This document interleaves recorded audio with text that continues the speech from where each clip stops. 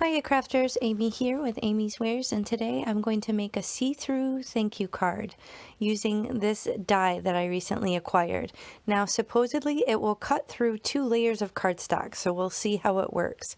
I have a card base here with 110-pound cardstock, and here are a couple photos of the finished card. You can see I brought in different elements to kind of jazz this card up and make it unique. So I'm going to show you how I did it. To start, I'm going to open up this die, and inside it comes with the die, and it also comes with 3 little stamps, which is nice. I didn't even realize that when I bought it.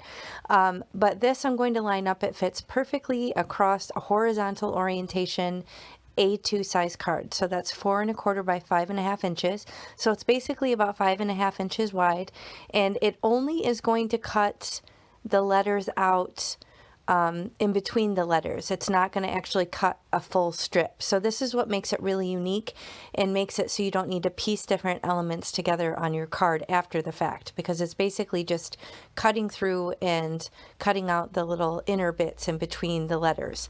So as you can see, it did work. It cut through 2 layers.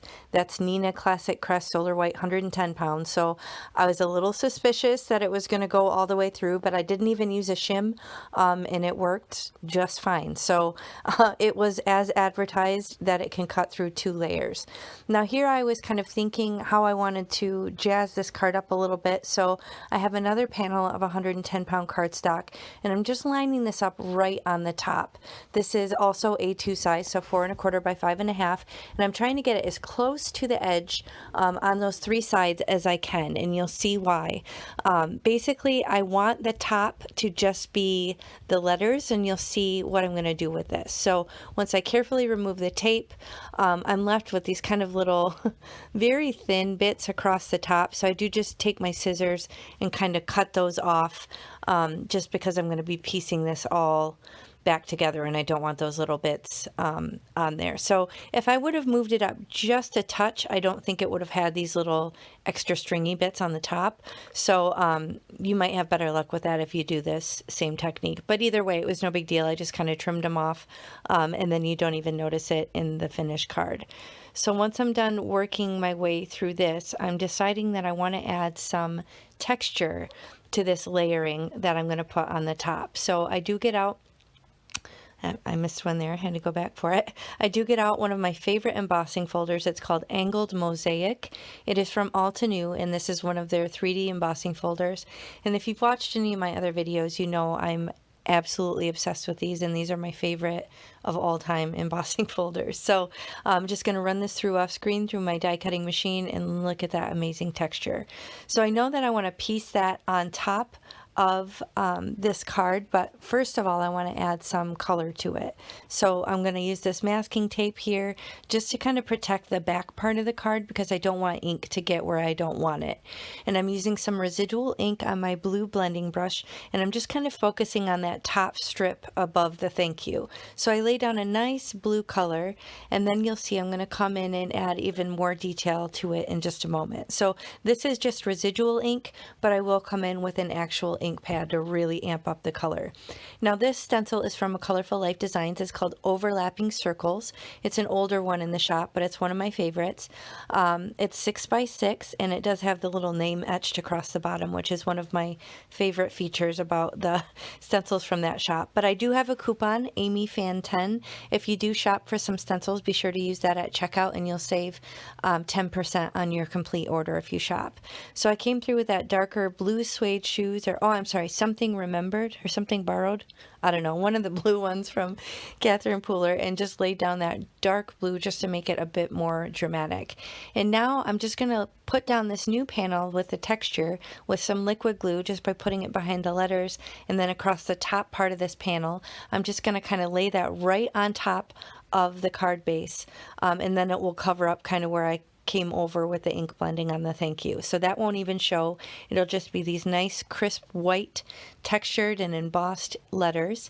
And then I will have some overhang here, so I will trim that off with my paper trimmer, but I'm just making sure I don't get any extra liquid glue anywhere. I'm just going to put some blocks down and give the glue a second to kind of cure, and then I will snip off this extra bit just so that it's flush against the edge of the card base.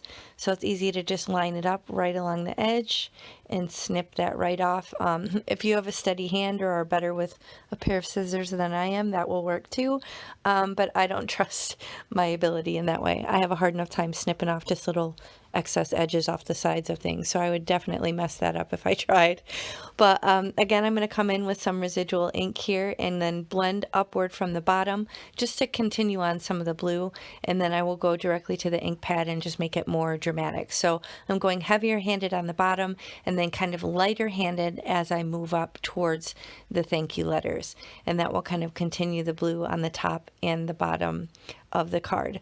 Now I'm just going to add this little sub sentiment. This is a simple strip from Tailored Expressions, and I get these foam tape strips from Amazon.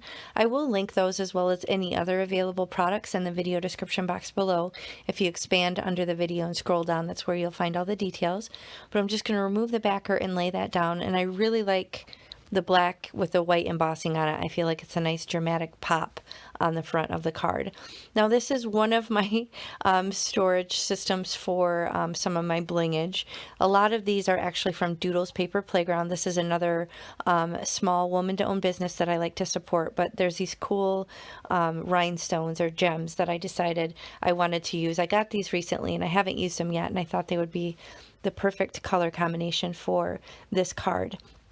Now when I pour them out, you'll see there's some that are more of that royal blue, there's some that are teal, and then some that are more like a, just kind of like a diamond color. So I'm just going to lay down some little blobs of liquid glue, just doing 3 on the top and 3 on the bottom, just to add this little extra bit of shimmer onto the front of the card. And these were really hard to pick up with my jewel picker. They just, I don't know if it was the texture on the front of them, but they have this really cool, I don't know, you'd almost have to see them in person. They have a really cool texture on the top, and then they're nice and flat on the back. So they're easy to glue down, assuming you can get your jewel picker to cooperate, which I was not that lucky.